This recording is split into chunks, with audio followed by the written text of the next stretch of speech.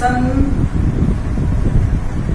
कैसे समझेंगे, इस रूप में समझ लो प्रीपोजिशन को हम लोग। प्रीपोजिशन इंग्लिश वर्ड हो गया। अब प्रीपोजिशन वर्ड में दो वर्ड्स को देखते हैं। प्रीपोजिशन, प्री मीन्स पहले, पोजिशन मीन्स स्थिति या स्थिति लेना। अब पोजीशन पहले, स्थिति लेना बाद में लेना, ये क्या है? तो इसको देखो कि हिंदी लैंग्वेज में प्रीपोजिशन बाद में आते हैं और इंग्लिश लैंग्वेज में ट्रांसलेशन में, इंग्लिश ट्रांसलेशन में पहले आ जाते हैं। अब कैसे, किस किस के पहले, किस रूप में? जैसे नाउन को देखते हैं, रवि के लिए या रवि के साथ कोई भी, ये प्रीपोजिशन होते हैं। जैसे फॉर मीन्स के लिए, विद मीन्स के साथ, for, with, in, into, to, towards, between, among, under, above, beneath, up, down, before, after, prepositions होते हैं ये सारे। तो हिंदी में देखते हैं, जैसे कोई सेंटेंस का टुकड़ा लिखा है, कोई वाक्यांश लिखा है रवि के लिए, इसकी इंग्लिश ट्रांसलेशन में क्या हो जाएगा? For Ravi. What is Ravi? Ravi is noun, संज्ञा है। तो हिंदी भाषा में प्रीपोजिशन संज्ञा के बाद में आया और इंग्लिश लैंग्वेज में पहले आ गया। पहला पॉइंट। दूसरा पॉइंट देखेंगे, प्रोनाउन के साथ प्रीपोजिशन का प्रयोग। मेरे लिए, मेरे लिए, हिंदी भाषा में प्रीपोजिशन बाद में आया, संज्ञा के बाद, सर्वनाम के बाद। इंग्लिश ट्रांसलेशन में for me, full stop, pronoun के पहले आ गया, प्रीपोजिशन, पहले स्थिति ले। ठीक बात है। अब यहाँ एक और इम्पोर्टेंट चीज, सेकेंड पॉइंट में एक इम्पोर्टेंट चीज ये है कि ये मी क्या था? प्रोनाउन। कौन सा pronoun? Personal pronoun, I, we, you, they, he, she, it. अब कोई प्रोनाउन अपने तीन केस में होता है। पहला सब्जेक्टिव केस, दूसरा पजेसिव केस, तीसरा ऑब्जेक्टिव केस। ये बहुत इंपॉर्टेंट बात है, इसको थोड़ा फोकस करेंगे हम सब लोग। सब्जेक्टिव केस जैसे I, we, you, they, he, she, it, dot dot dot. I का पजेसिव केस हो गया माय, ऑब्जेक्टिव केस हो गया मी, वी का अवर और अस।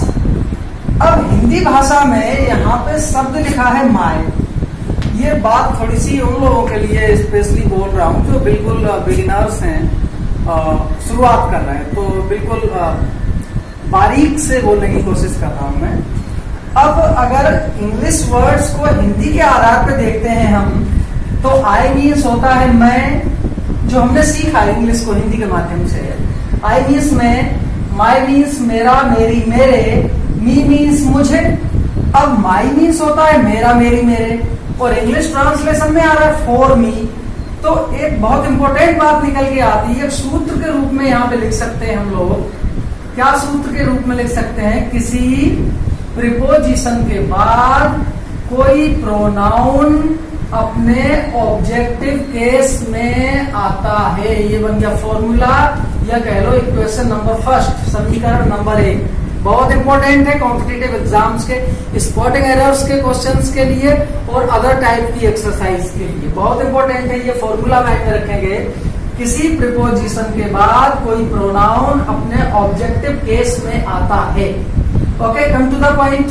प्रीपोजिशन को समझ रहे थे, उसकी शुरुआत को नाउन के साथ, प्रोनाउन के साथ, हिंदी लैंग्वेज में बाद में आ रहा है, इंग्लिश लैंग्वेज में पहले आ गया, प्रीमियस पहले।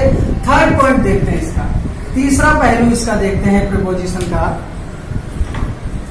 क्रिया के साथ, वर्ब के साथ देखते हैं। जैसे खाने के लिए, खाने के लिए, ध्यान रखेंगे यहाँ के लिए के अलावा कोई भी प्रीपोजिशन यूज कर सकते हैं, जैसे विद मीन्स के साथ, ऑन मीन्स, पर, ईटीसी।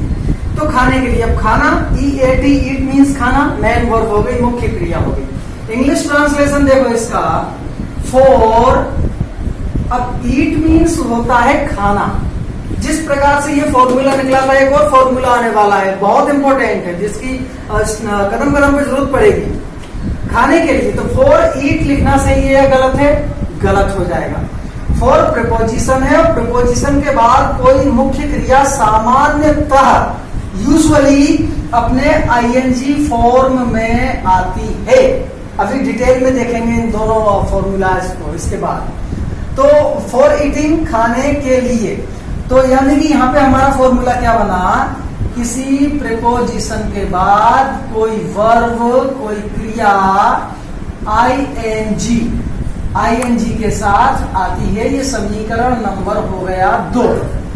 अब कॉम्पिटिटिव एग्जाम्स में क्वेश्चंस का स्वरूप क्या रहता है एक्सरसाइज का, तो वो हम अभी देखते हैं। तो कॉम्पिटिटिव एक्सरसाइज में एग्जाम्स में जैसे कोई सेंटेंस है, स्पॉटिंग एरर कर लेते हैं।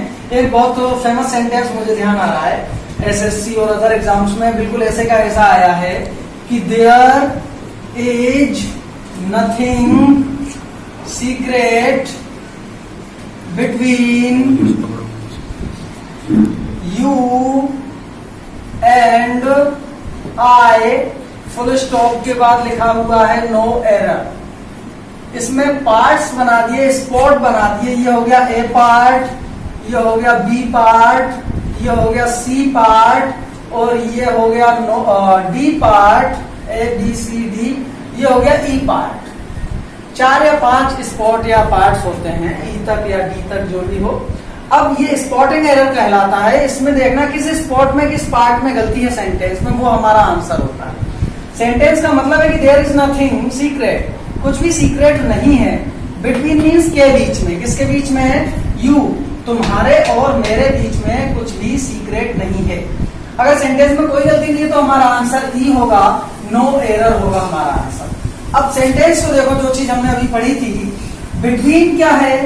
बिटवीन का हिंदी अर्थ के बीच में, और between is a preposition. Between क्या होता है? प्रीपोजिशन होता है। अब हमने जो बॉक्स बनाया था, एक फॉर्मूला बनाया था, फॉर्मूला कह रहा था किसी प्रीपोजिशन के बाद कोई प्रोनाउन अपने ऑब्जेक्टिव केस में आता है। अब बिटवीन के बाद जो यू लिखा है, यू को देखो, you, your, you objective case में है, कोई गलती नहीं। आई लिखा है, आई में गलती होगी। आई सब्जेक्टिव केस है, आई की जगह पर क्या होना चाहिए? मी होना चाहिए। तो हमारा आंसर क्या हो जाएगा? हमारा आंसर हो जाएगा ओएमआर शीट में, अब तो ऑनलाइन होने लगे एग्जाम्स, डी आंसर हो जाएगा। इसको हम काला कर देते थे पहले। इस प्रकार से प्रीपोजिशन के क्वेश्चंस आते हैं, प्रोनाउन और प्रीपोजिशन का रिलेशन। अब देखते हैं वर्ब के साथ में कैसे क्वेश्चंस। स्पॉटिंग एरर का एक सेंटेंस और लेते हैं कि we must wash our hands, हमें अपने हाथ जरूर धोने चाहिए। बिफोर के पहले, किसके पहले? खाने के पहले, फुल स्टॉप और नो एरर। सेंटेंस को देखेंगे। अब यहां पर बिफोर क्या है? प्रीपोजिशन है। ईट मेन वर्ब, वो मुख्य क्रिया है, और प्रीपोजिशन के बाद कोई मुख्य क्रिया सामान्यतः अपने आईएनजी फॉर्म में आती है। तो यहां पर सही क्या हो जाएगा? ईटिंग हो जाएगा। तो we must wash our hands before eating, या we must clean our hands before eating. Okay.